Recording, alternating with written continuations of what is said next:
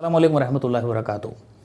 इस वीडियो के अंदर मैं आपको फैक्टर के बारे में समझाऊंगा कि असल में फैक्टर किसको कहते हैं और ये किस तरीके से निकाला जाता है। बहुत आसान तरीका होता है। इसको समझाने का असल में मकसद ये है कि हमारे वो तलबा किराम जो मदारिस के अंदर पढ़ रहे हैं वो आगे चल कर के जब एक इल्म मीरास के अंदर किताब पढ़ेंगे सिराजी, तो उनसे कहा जाएगा कि इल्म मीरास मतलब जायदाद किस तरीके से तकसीम हो जाती है।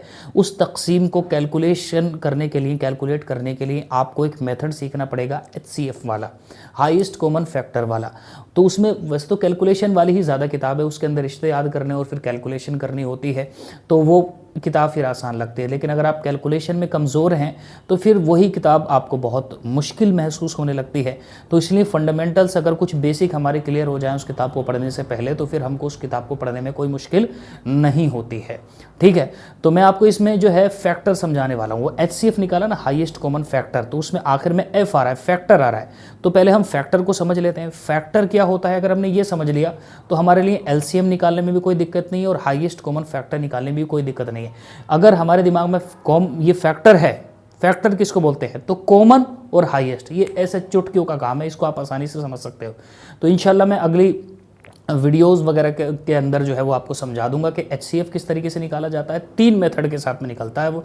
फिलहाल मैं आपको समझा देता हूँ कि ये फैक्टर असल में क्या होता है। देखिए बहुत आसान जो है वो ये चैप्टर है, सब्जेक्ट है फैक्टर। ठीक है, इसको अगर आप हिंदी में बोलना चाहेंगे तो इसको गुणनखंड बोलते हैं। ठीक है, गुणनखंड, और इसका एक नाम और है, अपवर्तक भी बोलते हैं इसको।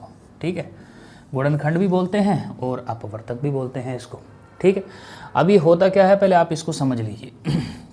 आपके पास में कोई संख्या है, ठीक है, ये संख्या मान लो इसको। ठीक है, ये जो सर्कल मैंने काट दिया है, चलो कोई नंबर दे देते हैं, B है, ये संख्या B है आपके सामने, अभी मिसाल वाज़े हो जाएगा। B है ये संख्या और एक संख्या A है। ठीक है, ये जो संख्या B है आपके सामने, अगर ये A से पूरी कट जाती है तो ये संख्या इस संख्या के लिए, ये वाली संख्या इस संख्या का गुणनखंड है। देखो दोबारा से समझा देता हूँ, दोबारा से सुनो। अगर ये एक संख्या है, ये वाली संख्या इस वाली संख्या से पूरी कट जाती है भाग देने पर, तो ये नीचे वाली संख्या उस वाली संख्या का गुणनखंड यानी फैक्टर कहलाएगी। देखो कैसे, मिसाल के तौर पर आपके सामने 20 है। ठीक है, 20 है। अब एक देखिए, एक तो सबको काट ही देता है। देखिए नीचे कौन कौन सी संख्या है जो 20 को पूरा काट सकती है, पूरा अगर भाग दी जाए तो 2 पूरा काट सकता है कि नहीं, 2 धाई 20। इसी तरीके से 3 में तो नहीं आएगा, ये 4 काट सकता है, 4 पंजे 20, 5 काट सकता है, 5 चौक 20, 10 काट सकता है, 10 दूनी 20, और 20 का 20 तो हो गई। ठीक है, तो अब देखो ये जो 20 है इसको पूरा काटने वाली संख्याएं कौन कौन है। 2 भी इसको पूरा काटती है, 4 भी पूरा काटती है, 5 भी पूरा काटती है, 10 भी और 20 भी।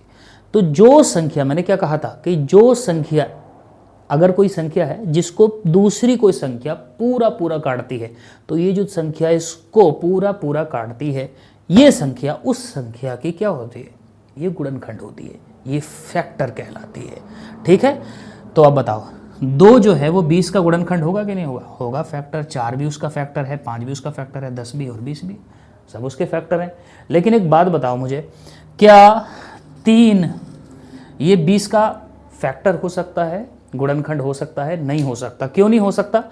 क्योंकि भाई 3 20 को पूरा नहीं काटेगा। आप 3 का पहाड़ा पढ़ लो और पूरी हिम्मत लगा करके 20 ले आओ, नहीं आएगा ना, नहीं आएगा ना। 3 से 21 हो जाएगा और 3 छंग 18 हो जाएगा, आएगा नहीं, पूरा कटेगा नहीं उससे वो। ठीक है, काटने लग जाओगे 3 से 20 को, तो फिर भैया आपके नीचे शेष वेश आ जाएंगे, 2 शेष आ जाएंगे, फिर वो सब कुछ होता रहेगा, तो पूरा तो नहीं कटेगा ना।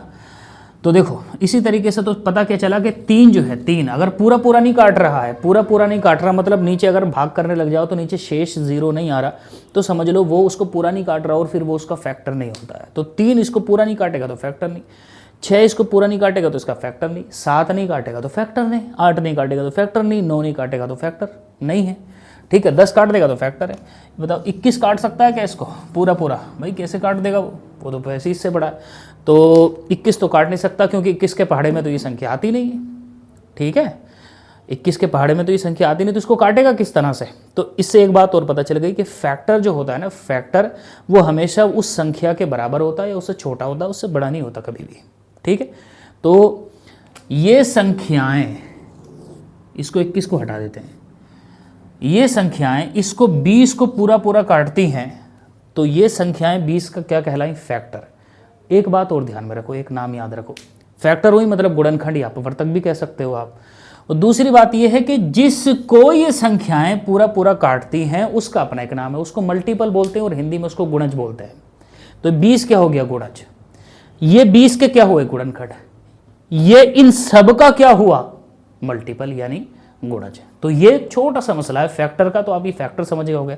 उसके बाद में हाईएस्ट कॉमन फैक्टर क्या होता है? जब आपके सामने इतनी बात क्लियर हो गई है तो हाईएस्ट कॉमन फैक्टर को आप आसानी के साथ में समझ सकते हैं। मैं इंशाल्लाह आने वाली वीडियोस वगैरह के अंदर जो है इसको एक्सप्लेन कर दूंगा। बहुत आसान है, 3 तरीके होते हैं, बहुत आसानी से इसको निकाला जा सकता है।